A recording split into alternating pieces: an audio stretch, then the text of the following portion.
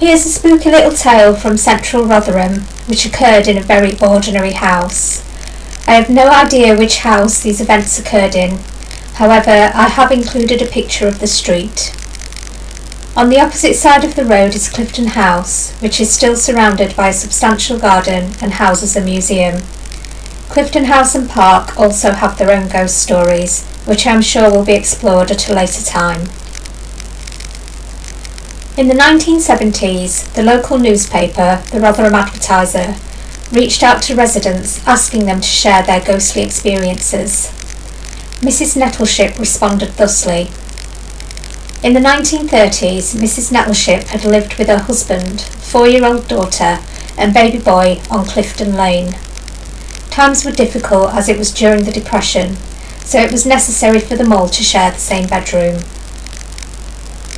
Not long after moving in, the daughter became anxious at the prospect of being left alone in the bedroom and was fearful of the white lady who appeared wringing her hands and sobbing, my children, where are my children?" Her parents reassured her that no one could get in and attributed this to bad dreams or an overactive imagination. Weeks later, while doing housework, Mrs. Nettleship found a cardboard box hidden on a shelf inside the wardrobe. Inside the box was an old-fashioned doll. Money being scarce, Mrs. Nettleship decided she would repair the doll and give this to her daughter for Christmas. She placed the box and its contents back where she had found it. That same evening, at around 9:30 p.m, the Nettleships were in the living room and heard a piercing scream from their daughter upstairs. They dashed upstairs and were alerted that their daughter was in the wardrobe by the sound of movement from within. Their daughter was cowering in the corner with her nightdress torn.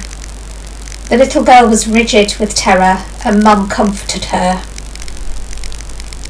The daughter said that the white lady had tried to take her away and it had been a struggle for her to escape. Mum and Dad were still dismissing this as an overactive imagination. However, their daughter became more withdrawn and stopped eating. A doctor at the children's clinic likened the little girl's symptoms to those of soldiers returning from the front with shell shock. He concluded that something must have terrified the girl. The Nettleships persisted, though, in attributing their daughter's condition to nightmares, especially as their baby son had apparently suffered no ill effects. Even so, Mum and Dad did decide to move soon after this due to their daughter's deteriorating health. Before doing so, Mum went to look for the doll in the box in the wardrobe. However, while the box was there, the doll wasn't. Mr. Nettleship said he had looked inside the box when they had first moved in, but there had never been a doll inside it. Years after moving, Mrs. Nettleship found an article in a local newspaper about local ghost stories. One story was entitled "The White Lady of Clifton Hall." Mrs. Nettleship read of the same apparition appearing, wringing her hands in distress for her lost children. Finally, she began to believe her daughter's accounts of the spirit in their old home. Clifton Hall opened in 1873 as the Rotherham Volunteer Drill Hall. It was used for concerts and films from about 1910 and was demolished in 1991 and replaced by a car park. Clifton Hall was at one time a lively nightclub.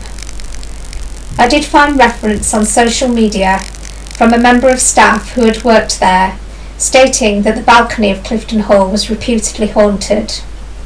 They mentioned that they had been waiting for taxis at 2 a.m.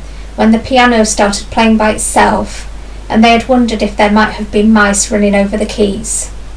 Sadly, other than this, no further details were divulged.